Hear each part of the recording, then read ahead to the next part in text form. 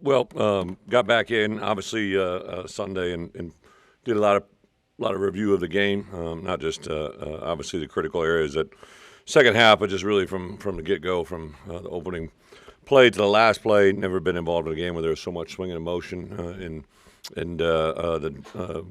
obviously the impact that had during the course of the game. Our reaction to it. Obviously, I said what I said after the game about just the great learning moment. I've always said, right, you actually probably can teach more and make your team grow the most after wins than after a loss. But I would say that's even probably tripled, if not more, with teams that you win, right? But win in a close game, all right, in a way that I think they know they could have easily lost that game and how bad they would have felt afterwards. So I think it was a really good teaching moment on Sunday, not just for a defense, but also certain phases of, the special teams we really played really well in the special teams game, except for obviously the onside kick, right? So you do things really, really good. I know Dish made a big point about there was a graphic they put out, the best special teams unit in the country, and he made a big point of that on Friday and in his talk to our guys, and I saw it transcend on the field. Unfortunately, we weren't able to come up with the onside kick, which would have negated the whole scenario, but a really good teaching moment for our guys, players, coaches, everybody involved. Honored a lot of really good players on offense. Luke got more accolades today, right? And then I would just do a special shout-out now to, if everybody can amplify who Pat Bryant is, to the Blitnikoff Award. I'm not trying to get him an award. I'm just trying to get him on the watch list. We had to do this last year with Isaiah Williams, who ended up being one of the best receivers in the country and on an active NFL roster now. Pat Bryant literally leads, if not, he's in the top three in major categories, not just in our conference, but in the country. So special shout-out to the Blitnikoff. Hopefully you begin to hear us. We email him every week, and it's falling on deaf ears. But Pat Bryant is a guy that literally embodies everything that we preach here about the development of who he is, what he stands for. That I'm sure a lot of you saw the Big Ten Journey episode last week, which it was just a truly remarkable piece, not just on him as a football player, but him as a person. I just thought it was really cool. So also at that position, Zachary Franklin just continues to show up and do a lot of really good things. I think you have a guy like that that just continues to show up game in and game out. And then one that was really special, Hank Beatty, just a guy, again, one of the first guys that we offered when we got here from Rochester, and everything that he embodies, what he represents, the background and the history of who he is. And then I was ironically on the field, right? There was a million people. Wanted to make sure I got across to shake the coach's hand, and then got a chance to, celebrate with our guys. But it was all of a sudden there was this army of young people around me, and it was Hank Beatty, and it was just all these kids from his community that had come to celebrate his day. So I didn't know that was going on, and then to have him play the way he did was really, truly awesome. So also I thought Josh McCray really stepped for the forefront and did a lot of really good things. Josh Kreutz up front probably played his best game as a center. Just really was involved in a lot of one-on-one blocks with that front that they play. It puts a lot of stress on the center, and I thought he handled that very well defensively. Kind of three guys at all three different levels. T-Raw Edwards played extremely good. You need that nose to play well in a game like that, and he did a really good job. Was our most productive player in up front and graded out over 90%, a really good player. Obviously, Dylan Rosiak is a one-man wrecking machine on the last play of overtime. I don't know if we need to hold him for that last play, but he was. I thought there was a justifiable moment. I know he was extremely frustrated at the end of the game when they scored, and then to have the vindication, the way he played the last snap and to kind of put that game to bed was awesome. And then really a guy that Caleb Patterson just has continued to grow. A guy that played every snap. I think we had very few guys that played every defense snap. He was one of them. I just thought he played, even getting the tight end down on the late wide delay there to get a guy down and put us in a position to play another play was really, really awesome. So super excited about that. And we'll move on to the Michigan game. This is one that obviously I made a big point of it the other day. Josh is going to be our guest captain. I know how much this means to the fan base of Illinois, and Josh being a former alum here and obviously director of our intercollegiate athletics, what he stands for and represents to make this game what it is has been awesome to have it culminate this week into two ranked teams. I couldn't believe when I saw the stat the last time this happened was when he was a senior in college, which is amazing. Not that you're that old, Josh, but just to kind of put things in perspective of what we're doing right now and what we're able to accomplish. I know everybody lives in the now and all that goes into it, but there's just so many stats I see every week that Bret throws in my box. Lauren, you were 70 the last time that we had a team that knocked off another ranked opponent, if I believe right, 1990, right?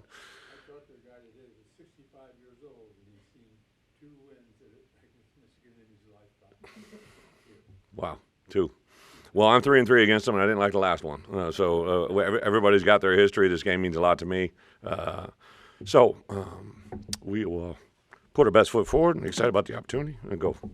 Chad, 3-0 in close games, 2-0 in overtime games. I know a lot goes into that, obviously, but for your team specifically, what's been the difference between winning and losing those close games? One of the things I always say, I love to read the quotes of our opponents that we're playing against, right? For the most part, I think you get a real honest assessment either before the game, during the game, or after by what players say, right? And coaches are a little bit more savvy. They know their responses, but players usually regurgitate what they believe and what they feel, and they do it in the most critical moments. And Bret and I have been together now since we got here 4 years ago, and he always sends me quotes from our players and what they say, and the one thing that just resoundingly keeps coming back is the way that we prepare is the way that we play, right? And the moments that we put these guys in, I think during practice, I spent a lot of time. I don't know how many hours this morning already just kind of working about Tuesday's practice, right? So Michigan is a very scripted football team. They play very, very good football. They're sound fundamentally, offensively, defense, special teams.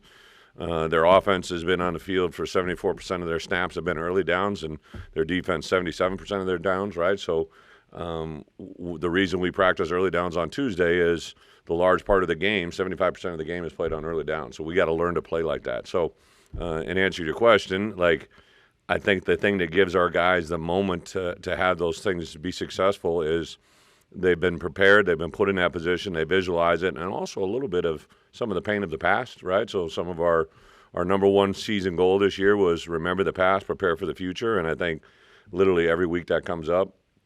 I give, Aaron, I'm sure you guys just shot a lot of questions at him, right? But when they were out at the coin toss, I literally clicked over defense. I think I said in the post-game presser, I said, hey, these guys score a touchdown, they're going for 2. I don't know when it's going to happen, but I'm just telling you that's what has happened. As soon as I saw them score and I saw their whole staff put up 2, we had already called what we wanted to call defensively. I think Aaron had it down to 2 calls, and he called the play that ultimately won the game, right? So a lot of fun in that.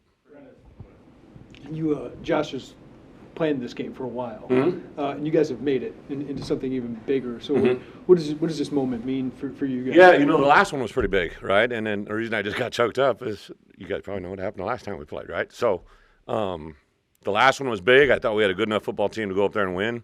Unfortunately, it didn't, right? And there's a lot of things that went into it, things that we could have done better. So we didn't get to rematch these guys last year, so we got a chance to rematch them this year. Those things mean a lot to I think even in league play it's changed a little bit now, but this year we had 6 rematch games. We're through 4 of them. We're 3-1. Last year against those same 4 teams we were 0-4, right? So I think our guys know the growth they've had, but I told them last night there is nothing more challenging than to have a team that has continued to play well and continues to move forward to keep doing the same things that have brought you success, right? Don't get bored doing things well. And that's why there's going to be a huge emphasis on Tuesday's practice. We had to have a huge learning day yesterday, but the fact that Josh, did everything he could to get this game to be here on this date in this moment, and I know a lot of other people did as well, but to make it a big game has been awesome for me as a head coach. I know that this is Michigan week, right, from the outside world, but for us, it's got to be the same preparation day in and day out, just as much as it was this past week against Purdue, just as much as what it'll be next week against Oregon, all the things that matter. You hinted at it a little bit Saturday night, but can you walk us through the nightmare that it is when a quarterback change is happening and maybe you're going to see something completely different, and oh, by the way, we only have 24 hours to prepare for this? Yeah, I think that's, I've been a coordinator. I remember I learned through that exact moment. I had a great idea. We were at Kansas State. We were playing Texas. And I forget who the starting quarterback was, but we're like, hey, we're going to get after these guys. We're really going to do it, and if we get him out, right, they're going to bring this young guy that really hasn't played yet. His name was Vince Young. Come in and run about for 250 yards on weak side option.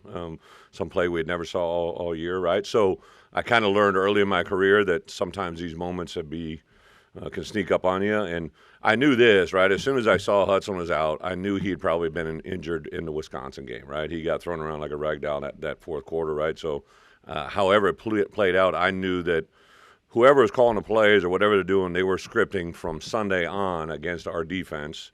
And the preparation that they had of an entire week was going to play out in front of us, right? We did some things in the first half, which probably kept it at the score that it was.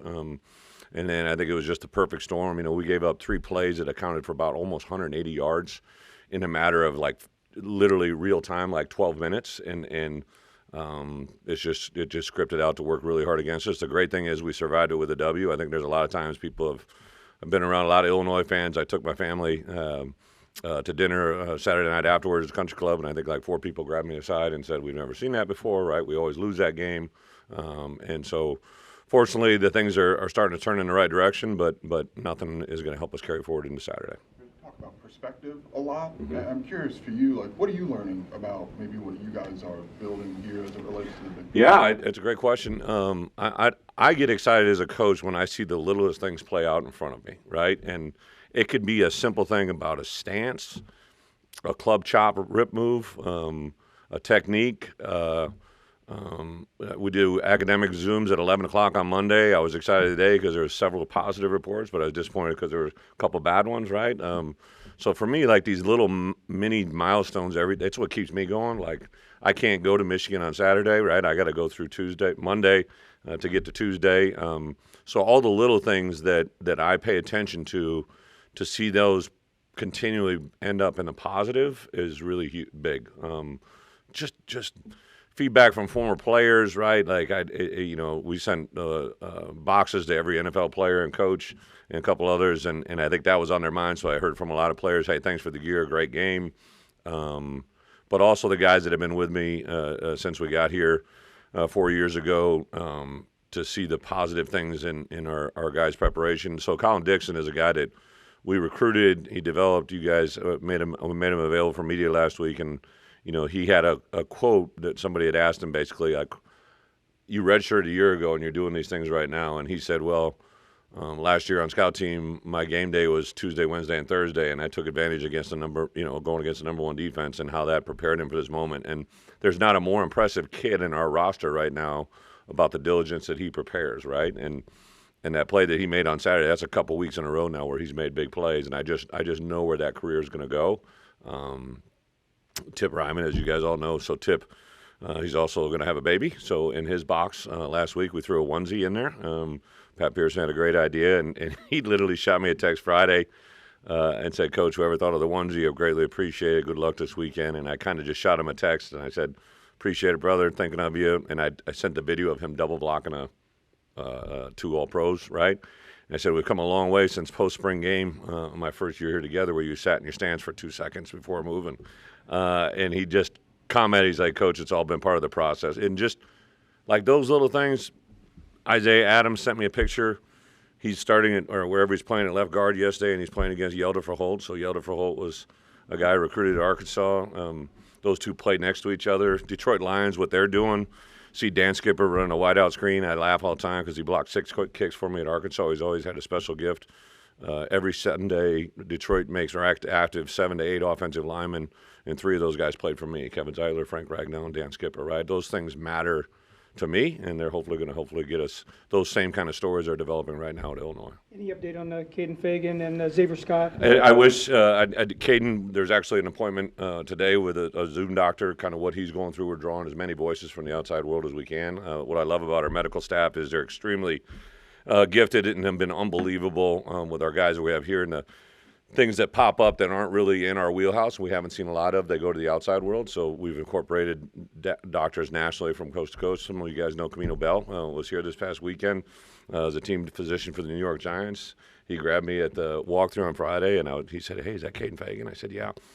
Former running backs like running backs, right? And he's like, "Hey, we got a good hip doctor in New York, so we're researching that guy, right, to give information." So a little bit of everything, but nothing with him. Xavier, I saw him working out this morning. He actually was going to go, tried to go, just didn't feel it was right. Didn't think he put himself in a position to help the team on Saturday. So right now he's cleared for practice tomorrow. I really don't expect any issues with him moving forward. Coach, you played against Michigan and Iowa.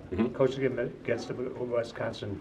Being here now, is it going to change your feeling again about playing against them? Has it been heightened even? Talk to the AD a little bit about that. No, I think, I've been in this conference a long time. I tell those guys all the time, right? So the first time we played these guys, I was a redshirt freshman. Saw Bo Schembech run the other sideline. Saw him get a personal. Saw him get a a penalty in the first half, which brought the whole place to crazy, which I thought was crazy watching someone that I'd only seen on TV. I have a huge respect for who they are, what they are. Actually, Lloyd Carr, when I first came into the league, when I was a head coach, he was the head coach at Michigan, and him and Coach Alvarez were very tight. So he actually kind of grabbed me after that first year. The only game I lost my first year, we went 12-1, was to Michigan, and I remember Lloyd grabbing me at spring meetings and just kind of talking about what I had in front of me and what I should, be aware of, what I should take, and like just really kind of took a young coach aside. Him and Jim Tressel probably treated me as well as anybody in that conference at the time. Joe Paul's still trying to figure me out, but those two guys were really, really good, and I've tried to do that now for me as a head coach. I've tried to carry it forward with young coaches that come up, and not saying I'm Lloyd Carr or Jim Tressel, but I've been in this league a long time, and I try to say those things to young coaches. But playing Michigan, I think from the outside world, is obviously makes a big deal, and it does to me too. But I learned this one from Coach Alvarez, right? I remember when he first began to teach and installing me some things, like you don't get ready for Michigan, or you don't get ready for Ohio State, you don't get ready for Penn State in 1 week. You do it 365 days a year, right? And that's what you got to rely on. If you try to make it something magical in a week, it's never going to work. So it's kind of what we do. I guess with the Oregon Time for game, one more after this. the Oregon game being on CBS, it'll be 4 of your first 8 on networks and on 3 different ones. Is there some kind of tangible impact to getting Illinois football? We're on CBS on next week. CBS, Same crews Fox. and Ness and everybody. Oh, nice. CBS, Fox, NBC. You know what? Absolutely, it's awesome. I think anytime you go on national TV and make yourself in front of that many people is an awesome deal. I think the more that becomes the norm, I think that'll be the part that I really enjoy, right? Like, instead of celebrating all these great moments that are coming up like it's, like you hit lotto, let's just kind of act like we've been here, right? And there's definitely a growth that we have to go through as a football team, but also as a fan base. Like, listen, we haven't lost a game out there this year, right?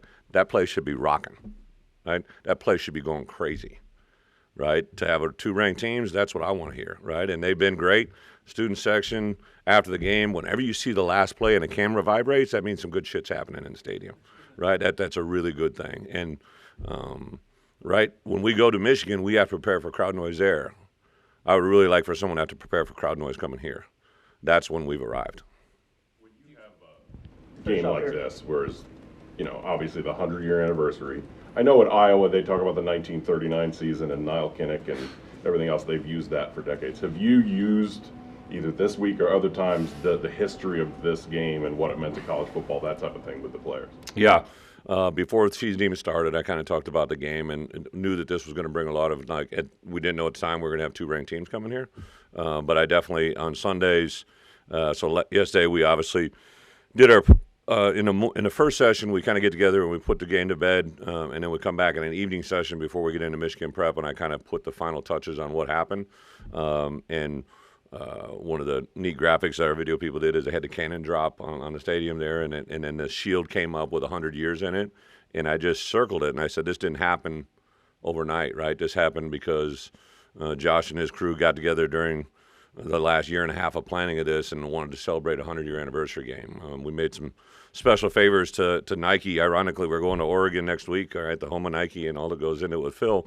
But I crushed Nike for a year, right? Like, we're going to want special unis for this thing, and we're one of 2 new uniforms in college football that get to display this coming Saturday. So a lot went into it. Our players, I think, can know that, feel that, understand it.